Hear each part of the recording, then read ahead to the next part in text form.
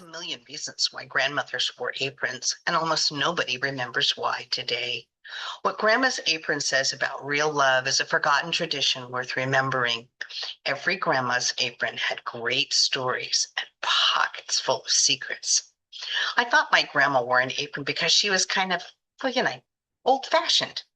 But what she told me changed the way I see every grandmother forever. When I asked my gorgeous grandmother why she still wore an apron, I expected a simple answer.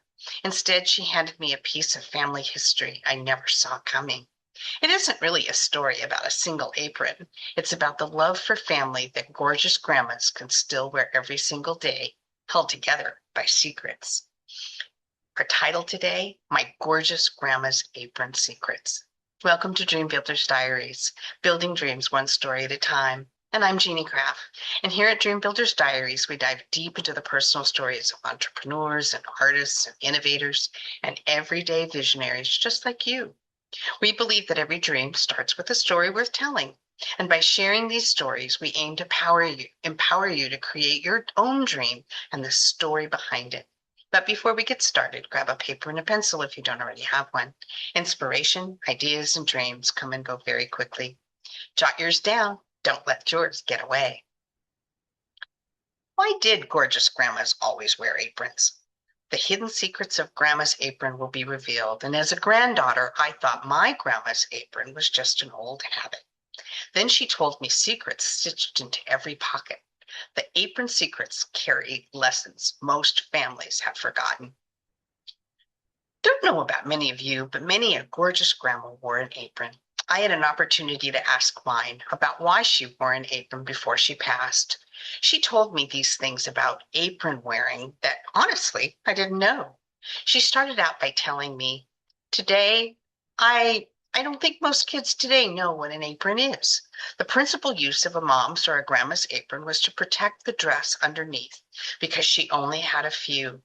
It was also because it was easier to wash a load of aprons than a load of dresses. Aprons used less fabric or material as fabric was hard to come by. They were incredibly easy to make and no pattern was necessary. The material could be made of scraps from other projects and it didn't even have to match. Oftentimes, an apron was the very first garment a youngster learned how to sew. She continued, I have used my apron for many, many things. It served as a pot holder for removing hot pans from the oven. Aprons were typically more than one thickness, and the best ones were made to be reversible. In other words, there was a different fabric on one side than there was on the other. It was a wonderful place for drying children's tears, including your mother's, she told me.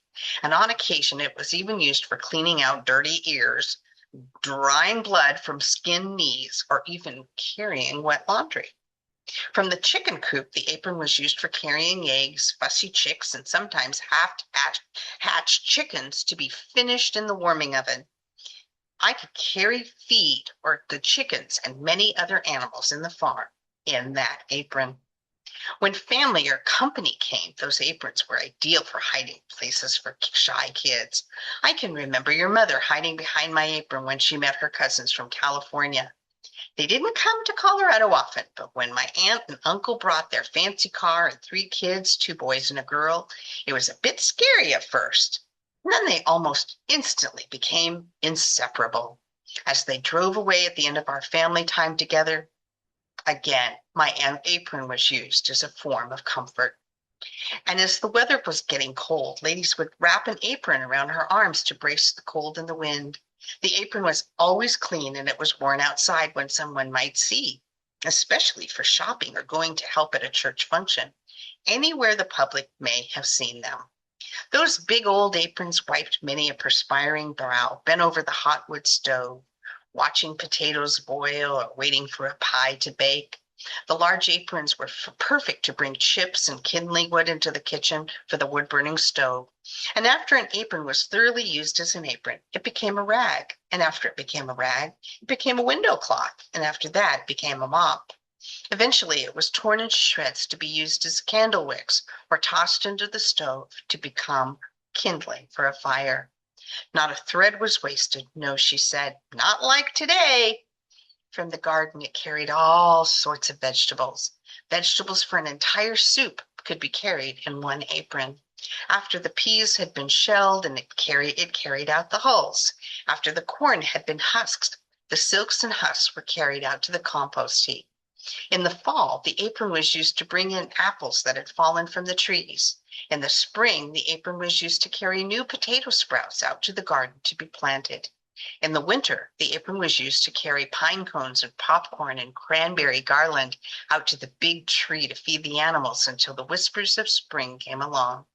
In summer, the apron was used to carry fresh blossoms to the table. When unexpected company drove up the road, it was surprising how much furniture that old apron could dust in just a matter of seconds. She chuckled as the memories came flooding back. She recalled when the minister's wife stopped by rather unannounced one day. Your grandfather kept her outside waiting until I could wash our only two extra glasses and fill them with ice cold lemonade and add some raspberries to float on the top. She smiled again. Then when dinner was ready, as Mom or Grandma walked out to the porch, she would wave her apron, and the menfolk knew it was time to come in from the fields for dinner. The children knew it was also time to close out the day, finish the remaining chores, and get washed up for dinner. So what does this have to do with a gorgeous grandma? All of the things I just shared with you were not learned in a day. They were not learned in a week. They were not even learned over time. Some of them took even longer than expected. Each mother and grandmother discovered the best uses of an apron for her particular needs. It will be a long time before someone invents something that will replace old-time aprons that serve so many purposes. But we too must discover what parts of our dream are most useful to us. We get to define it. And if you had an apron, what would you carry in it and why? My grandma was indeed gorgeous. Her smile could melt a room. She was a registered nurse who helped the sick people pass over into the other side, as she would say. Her tender heart could be found in every story, every meal, and every item she sewed by hand, even an apron for me. Bless you, Grandma, and thanks for being gorgeous. Do you remember your grandma's apron? Did she explain what it was really for? This is a powerful story about the love found in every apron, which every family should hear. So, what should we think about? What's our biggest takeaway from our diary today? How does this diary relate to how you define your dream? Why this diary? Because this diary demonstrates the magic and beauty of how a simple story and a bit of history can bridge a gap of generations and cement family bonds. I also share this diary because this powerful diary also celebrates the virtues of getting to know the secrets of those who have gone before us. Otherwise, we may have never known what they did and why they did it. Dreamers, believe in yourselves, be passionate, work smart, know your why, apply what you learn each day, and enjoy life and always, always be kind. I want to leave you with this quotation. The best way of learning about anything is by doing. Richard Branson. The best way of learning about anything is by doing. Richard Branson. Thank you to my gorgeous grandma and all others like her. Thanks for letting me hide behind your apron when my kids and cousins came to visit too. Special thanks to those of you who listen to Dream Builders Diaries regularly. I am grateful to you. The honor to spend time with you is all mine. Check out the other diaries in the My Dream Defined playlist. If you don't have it yet, get your 90-Day Dream Builders Diary by Jeannie Craft on Amazon. The link is in the description. Like and share this diary and subscribe for more and contact us to share your story. Thank you, and until next time, building dreams one story at a time.